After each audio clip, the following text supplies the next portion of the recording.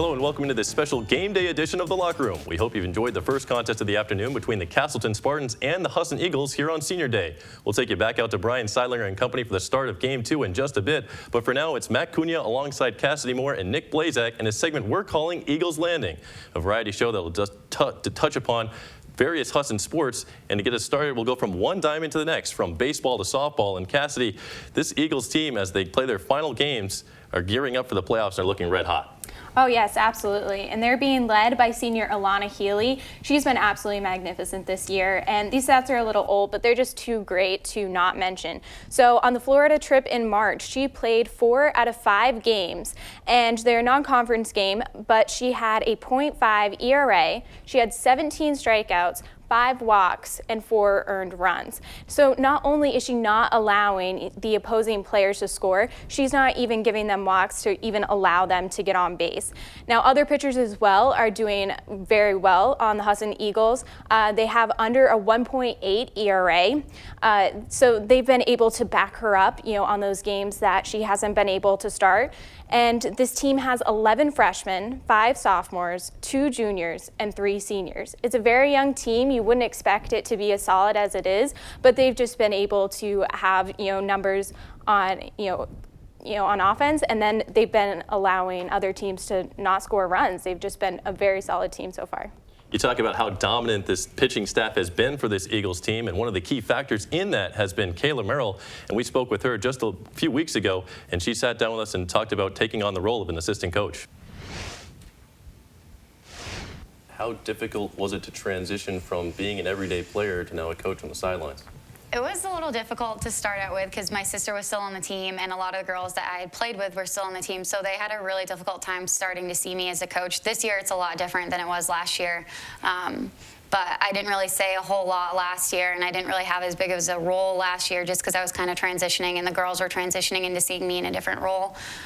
So this year it's been a lot more active. I've been more active in the coaching role, but it was a little tough to start out with. But near the end of the year, it got a little bit easier. But the girls and I really had a hard time separating. I mean, they just didn't really see me as a coach yet. They still saw me as a player. So Kayla Merrill, in her first year, kind of quiet, a little bit of a more reserved role. You heard that she was transitioning, and it took her until the second season.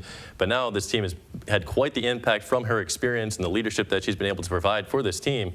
And Matt, she's just been paying dividends for this Husson team. Yeah, no, it really leads into the freshmen on the team. The freshmen, you've got Alana Healy, who's senior, but you've got a lot of other players who are freshmen and young. Jen Jones, she's pitched 60.2 innings. She's 4th in the NAC in ERA at 2.42.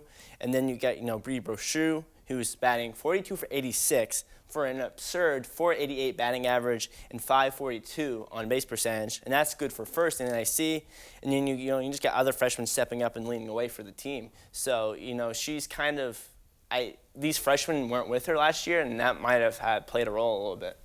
Winning is in the mentality of this Husson team. They're a very successful program. Aside from last year when they were knocked off by Thomas College and Castleton going on to secure the victory, they had a previous run of 7 consecutive conference titles, and that's just something that this program has been known to do. Yeah, and I mean, these stats and these freshmen really show how well this team is going to be in the future. You're talking about Taryn Allen and Kayla Merrill really, starting this great baseline for the team. If they're this good, this young, what are they going to be like when this group of 11 freshmen are seniors? We're talking about them, in playoffs or going into playoffs and, just really having a great season so far, and they're just going to keep it going in the future. Yeah, I think for them, their success starts with the pitching. They have 3 out of 4 top ERAs in the NIC. So, that goes a long way in, pitching. And then, of course, they do have people who can hit the ball, but really the success starts with pitching. 16 underclassmen to 5 upperclassmen on the team, and as you can say that the performances have been very good from all of these players. It's a nice problem to have if you're ultra competitor Taryn Allen, the head coach of the Eagles team. Absolutely, definitely. It's a great outlook to have for the season. I like to go back to their Florida trip. That was a record-breaking Florida trip for them, and that's if they do get the NAC championship, that's going to set them up well for the NCAAs. Maybe playing a little bit of easier team. I think for them, their goal is to win the NIC, but they're thinking longer term than just the NIC. Absolutely. We're going to transition now into outdoor track and field. The men's team, their second year in program existence, and Kate Goopy, head coach of the Eagles team, talks about growth of harboring in a new program. How satisfying is it to see a program that's been on a hiatus for so long become successful just so quickly? Satisfying, I think more it's exciting to watch what the athletes are doing. It's because of them. They're the ones that have done a lot of work in the off season. They're the ones that have the goals and have come back and taken that hard work and they're focusing it into their events. And we had a men's team meeting last week and they have a goal as a team and their individuals are trying to better themselves to meet that team goal. So that's really the really neat part. You heard from head coach Kate Goopy about harboring in a new program, and this Eagles team has done very well for being such a young team. Finished third in the Bowdoin Invitational and sixth in the state main championship. Yeah, and I mean, you really look at the team, and this is the second year in the team. So, Husson has had an outdoor men's track and field team. So obviously, it's going to be easy for these players to make school records, but they're also making personal records. You look at Francesco Wright, and he's setting personal and school records. So that's showing that not only are these players, really performing at their meets, they're challenging themselves. They're trying to improve themselves and beat those records. Yeah, no, I look at the Bowdoin Invitational, and you see a name that Eagles fans might recognize as a basketball player. Justin Martin, he had a monster day for the Eagles at the Bowdoin Invitational in the javelin throw. He threw the meter 51.33 meters, and that's a school record, college best, and it qualifies him for the D3 New England Championship tournament. So that's certainly a big deal, and there's other records in here as well. So not only a beast on the basketball court, posting up players, he's also a monster, as you heard from Matt, with the javelin throw. And it's always good to be a multi-sport athlete, kind of training different skills and working on different things during the off season. So it's good to see that Justin Martin is continuing to work on his craft just in a different way. Yeah, no, it certainly is good. And, for the men's team, this all leads up to the NIC Championship, which is on Sunday at Kobe Sawyer College. So actually, that would be today. So it's a big deal. All right, and with that, we're going to take a short break, but when we come back, we'll talk about the lacrosse teams here at Husson. Want your education to look like this? Or this?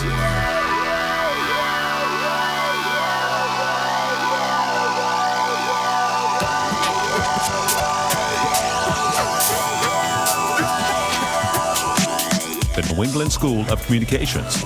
Your passion. Our experience, your future. Visit us online at nescom.edu. Cinderella found the pet that fits her perfectly. Tiana gave her pet the royal treatment. Belle found beauty where no one else did. And you can too. Share your heart. Share your love. Bring home your forever friend. Make a shelter pet part of your world. Happily Ever After begins at theshelterpetproject.org.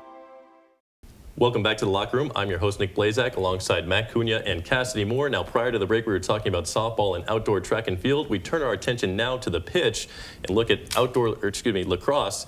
And women's lacrosse season just came to a shattering end at the hands of Colby Sawyer, 18-12, in the NAC quarterfinals on Friday.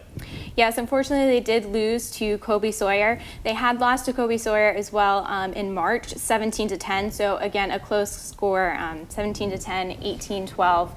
Colby Sawyer is a good team. They have a 10-6 overall record with a 6-3 record in the conference. They're now in the conference semifinals against Castleton, which is on today. Castleton has, they've had a great lacrosse women's teams for a long time now. They've won 5 straight NAC conference titles, and head coach of Husson Eagles, Madeline Hopner, has a big chip on her shoulder for the Castleton team, as she'll tell us here in this fight. So the last 2 seasons, your team reached the semifinals and then ran into a Castleton team who's won, I believe it's 5 conference championships in a row and 45 straight conference games.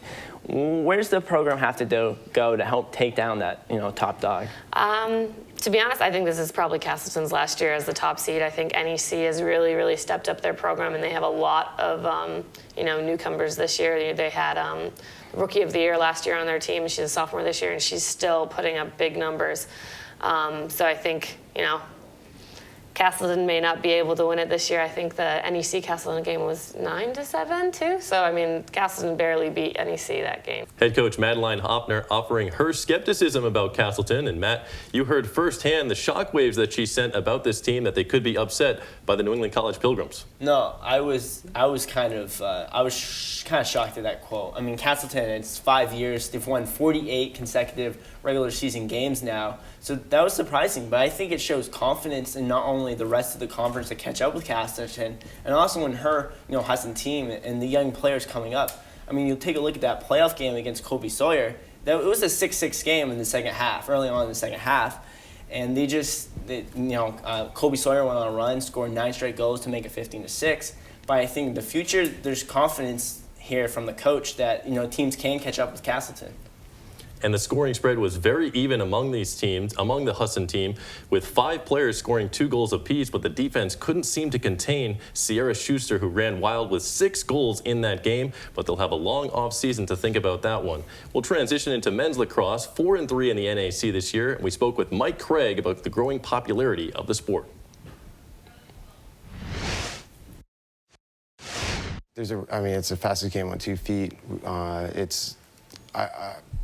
To be honest, I'm kind of shocked it didn't grow faster. It's such a fun sport. I fell in love with it right away, and there's nothing I love more than seeing a kid pick up a lacrosse stick for the first time and have fun with it and have a big smile. And to see that expand, it's helped a ton with recruiting because now locally in the area, MCI Nokomis is having their first varsity season. Bangor's about to become a varsity program. John Baptist is implementing a club program. I mean, it's going to be great. There's so many great athletes in the area, and for them to start playing lacrosse, it's going to be a lot better for us. To be able to recruit in your backyard is a huge. Coach Craig, very excited for the future of the sport. Now, Cassidy, you have some research here on the national level that it is, in fact, growing at a rapid rate. Oh yes, it's a very shocking statistic here. So the National Federation of State High School Associations found that participation in U.S. high school lacrosse, grew 528% between 1990 and 2008. Now that's evident here at Husson University. You have, the coach talking about being able to go to Bangor High School and ones around the area. Well, if you look at 528% growth up to 2008, both Husson lacrosse women's and men's teams started in 2009, just a year after. So it's really evident here that the growth of lacrosse it's growing exponentially, and it has had an effect here at Husson University. Now turning our attention more towards the Husson team, Matt, take us through some of the scorers that have been leading the way for this Eagles team. Leading the way for the Eagles team, you got freshman Jacob Boothbay. He's 4th in the NAC in goals with 35, and he has he's another 10 assists to make 45 points. And then you have sophomore Zach Glazier, who's 5th in the NAC in points with 49. So you get some young guys leading the way for the Husson Eagles lacrosse team. We'll now turn our attention to the Husson Athletes of the Week. Cassie, you want to get us started? All right, so for the Women's Athletes of the Week, it's Carrie Ann Downey was given the honor. She plays outdoors track and field. She beat her personal record for the javelin throw with a distance of 30.10 meters, which earned her 3rd place in the meet. She also took 2nd place in the high jump, 4th place in the 100-meter hurdles, and helped her team earn 4th place in the 4x400 meter play. Just an excellent meet for Carrie Ann Downey. And then for the men, I mentioned Jacob Boothbay not too long ago, and he won the Player of the Week. He had 5 goals and 2 assists and grabbed 4 ground balls, helped take down Johnson State last Sunday. And he had 3 goals for Slendon State last Saturday and another 2 assists. The freshman has 35 goals for the season and 10 assists for 45 points, and his 35 goals ranks 4th in the Northeast Atlantic Conference. And that wraps up this edition of The Locker Room. We hope you've enjoyed this special game day edition as we turn our attention back to the baseball games this afternoon. Thank you and enjoy.